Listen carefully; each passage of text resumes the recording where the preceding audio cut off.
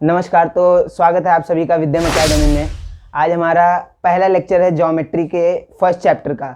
अब ये जो ज्योमेट्री है वो आप सभी के लिए नया है कंसेप्ट। जो मैथ्स था, बस मैथ्स था तुम लोग के लिए। अभी मैथ्स दो पार्ट में डिवाइड हो गया, मैथ्स 1 और मैथ्स 2। जो मैथ्स 1 का पार्ट है वो अलजेब्रा है और जो मैथ्स 2 का पार्ट है वो ज्योमेट्री है। तो अब पहला चैप्टर जो है हमारा है बेसिक कंसेप्ट्स ऑफ ज्योमेट्री। तो ये ज्योमेट्री में क्या आता है, जैसे ज्योमेट्री में ट्रायंगल्स हो गए, क्वाड्रिलेटरल्स हो गए, ये सब का पार्ट ज्योमेट्री में आता है। तो ये ज्योमेट्री का जो पहला चैप्टर है बेसिक कंसेप्ट्स ऑफ ज्योमेट्री, उसमें हम लोग क्या पढ़ेंगे, ज्योमेट्री में क्या बेसिक चीज़ें हैं। बेसिक चीज़ें के जैसे पॉइंट, लाइन, प्लेन, उसके बाद और भी चीज़ें हैं।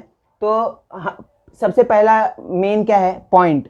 अब पॉइंट क्या होता है, जैसे तुम लोग ने प्रीवियस क्लास में पढ़ा होगा कि ट्रायंगल्स होते हैं।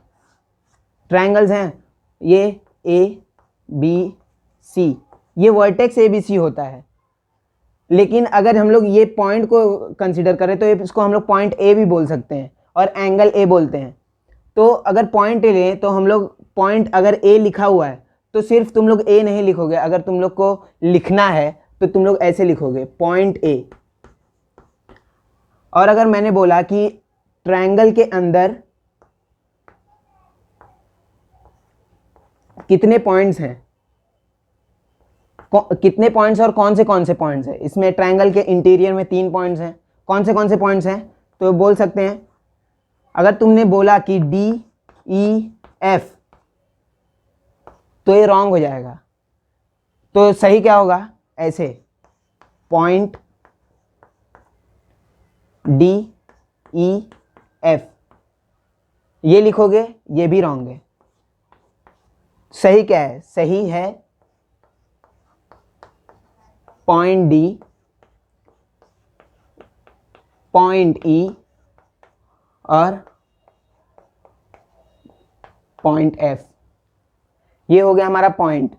अब लाइन क्या है, लाइन क्या है, देखो ये जो होता है ये सेगमेंट होता है। जब दोनों साइड डॉट हो तो उसको सेगमेंट बोलते हैं। ये क्या हो गया, सेगमेंट।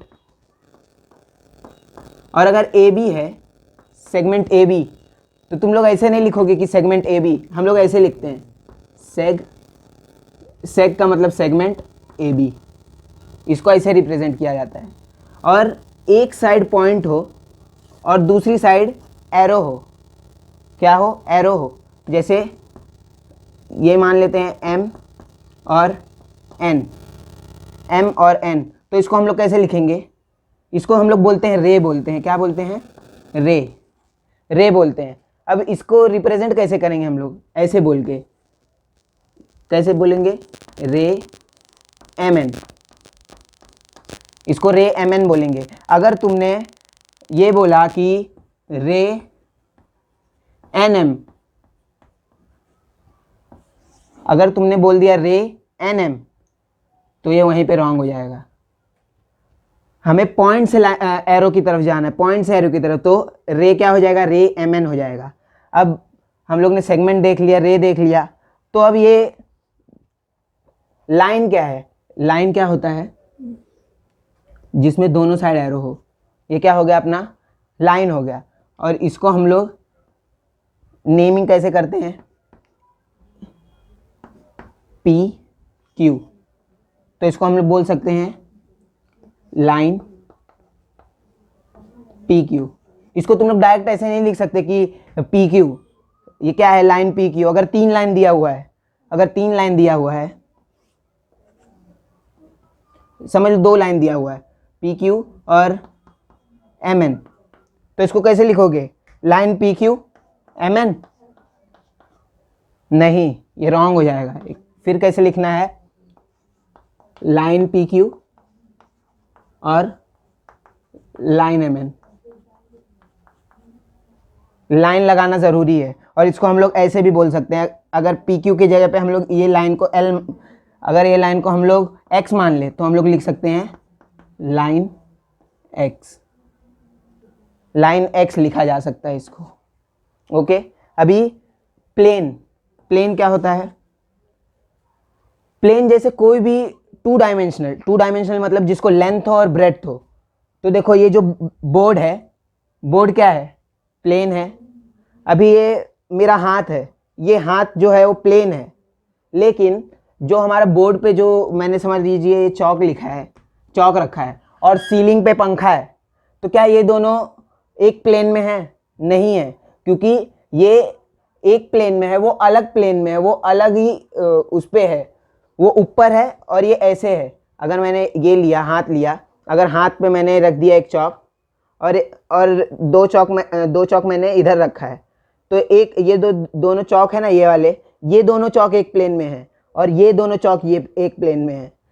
अगर ये दोनों ऐसे हो जाएं, सीधे हो जाएं, तो ये चारों चौक जो रहेंगे वो एक प्लेन में होंगे। तो अभी हम लोग देखेंगे कि नंबर लाइन क्या होता है। नंबर लाइन क्या, इंटीजर्स होते हैं, जो नंबर लाइन पर रिप्रेजेंट होते हैं उसको हम लोग इंटीजर्स बोलते हैं। हाँ, और जो मिडल में रहता है वो ज़ीरो होता है। मिडल में क्या रहता है? ज़ीरो। तो इसको हम लोग बोलते हैं ओरिजिन बोलते हैं। क्या बोलते हैं? ओरिजिन बोलते हैं। अब देखो क्या बोला जाता है कि जो दाएं सही काम करते हैं, मतलब राइट काम करते हैं, वो अच्छे होते हैं, और जो गलत काम करते हैं, मतलब लेफ्ट काम, गलत मतलब उल्टा हाथ, तो वो नेगेटिव लोग रहते हैं। तो ऐसा हम लोग बोल सकते हैं कि जो राइट में है वो सब पॉजिटिव और जो लेफ्ट में वो सब नेगेटिव। तो राइट में पॉजिटिव नंबर आएगा, 0 के बाद क्या आता है? 1, फिर 2 + 3 + 4 + 5। अब इसका मतलब ये नहीं कि 5 पे रुक गया। देखो यहाँ एरो है, तो एरो जाते जाएगा इन्फिनिटी तक जाएगा। इन्फिनिटी मतलब कभी ख़त्म ही नहीं होगा। और 0 के लेफ्ट में कौन है? नेगेटिव। तो नेगेटिव क्या होगा? नेगेटिव मतलब क्या? माइनस, -1, -2, -3, -4, -5। ये आ गया अपना। और ये भी इन्फिनिटी, माइनस इन्फिनिटी मतलब जहाँ तक ये एरो जाएगा उधर तक जाएगा। अब इतना बड़ा हम लोग एरो बना नहीं सकते, तो इधर पे ही रुक जाते हैं। तो अभी देखो इसको नेमिंग करना है। चलो हम लोग ने मान लिया कि ये जो है ये ओ है, ओरिजिन जो है अपना वो ओ है। ओरिजिन जो है उसको नेमिंग कर दिया ओ, इसको नेमिंग कर दिया A, B, C, D, E, और इसको नेमिंग कर दिया P, Q, R, S, T। तो देखो अब मैं बोलूं कि जो पॉइंट P पे है, पॉइंट P पे कौन सा कोऑर्डिनेट है? क्या है? कोऑर्डिनेट मतलब जो ये सब लिखा हुआ है ना, ये कोऑर्डिनेट्स होते हैं जो नंबर लाइन पे रिप्रेजेंट करते हैं। वो इंटीजर्स तो होते ही हैं, लेकिन उनको कोऑर्डिनेट्स भी बोला जाता है। तो ये क्या है? कोऑर्डिनेट्स हैं। तो पॉइंट P पे कौन सा कोऑर्डिनेट है? पॉइंट P पे कौन सा कोऑर्डिनेट है? पॉइंट P किधर है? इधर है। देखो पॉइंट P पे कौन सा कोऑर्डिनेट है? -1। क्या बोल सकते हैं? पॉइंट P पे कौन सा कोऑर्डिनेट है? कोऑर्डिनेट कौन सा है? कोऑर्डिनेट -1। तो पॉइंट P पे -1, पॉइंट B पे +2, पॉइंट D पे +4। तो ये कोऑर्डिनेट्स रिप्रेजेंट करते हैं। अब मैं बोलूँ कि मान लो कि अगर कोई बोला, क्वेश्चन आ गया कि ये दोनों के बीच में डिस्टेंस क्या है, तो डिस्टेंस निकालने आना चाहिए। तो डिस्टेंस कैसे निकालते हैं? तो डिस्टेंस का एक फॉर्मूला है, फॉर्मूला नहीं बोलेंगे, कॉमन सेंस की बात है। तो क्या है कि अगर बोलें D का मतलब डिस्टेंस ऑफ, अगर मैंने मन में ले लिया AD, A, D, ये क्या है? डिस्टेंस है, कॉमा लगाना ज़रूरी है। तो इसका डिस्टेंस क्या होगा? जो देखो ये दोनों में कौन सा बड़ा है, A या D? D बड़ा है ना? D बड़ा है, तो पहले वो लिख लो 4। छोटा कौन सा है? छोटे वाले को माइनस कर दो। छोटा कौन सा है? A क्या है? 1, तो -1। समझ गए? तो क्या आ जाएगा? 4 - 1 3। तो ये दो के बीच में जो डिस्टेंस है वो कितने का है? 3 यूनिट्स का है। तो तो कैसे अब बोलोगे ऐसे कैसे 3 का कैसे मान लें हम लोग? तो देखो ना, ये देखो यहाँ पे, तो अगर नॉर्मली हम लोग करेंगे तो देखो 1 2 3, 3 का हो गया है ना, 1 2 3, 3 का डिस्टेंस है और हमने 3 निकाल लिया है। अब मान लो, अब बोलोगे कि इसका निकाल के दिखाओ, माइनस है तो उसका भी निकाल लेते हैं। क्या हो जाएगा, जो d ऑफ, क्या हो जाएगा, d ऑफ किसका मान ले, TP, चलो TP मान लेते हैं। अब इसमें से देखो बड़ा कौन सा है, अब तुम बोलोगे कि बड़ा T है, फाइ है ये, और P छोटा है। ऐसा नहीं होता, कभी भी ये ध्यान में रखना, एक चीज़ हमेशा ध्यान में रखना कि जब लेफ्ट टू राइट जाएंगे, क्या लेफ्ट से राइट जाएंगे तो वैल्यूज़ बढ़ती हैं, लेफ्ट टू राइट जाएंगे तो वैल्यूज़ बढ़ती हैं। तो अभी देखो इसमें, देखो लेफ्ट में कौन सा है, T है लेफ्ट में, और राइट में कौन सा है, P। तो ये दोनों में बड़ा कौन सा होगा? अभी मैंने बताया कि लेफ्ट से राइट जाएंगे तो पॉजिटिव होएगा, मतलब बढ़ेगा वैल्यू। तो इसका मतलब ये जो लेफ्ट में है ये छोटा होगा, किससे, ये राइट वाले से। तो ये राइट वाला बड़ा होगा और ये लेफ्ट वाला छोटा होगा। इसका मतलब -1 बड़ा है और T -5 वो छोटा है P से। समझ गए? तो अभी T बड़ा वाला कौन सा है, P। तो मैंने क्या बोला था, पहले बड़ा वाले लिख लो।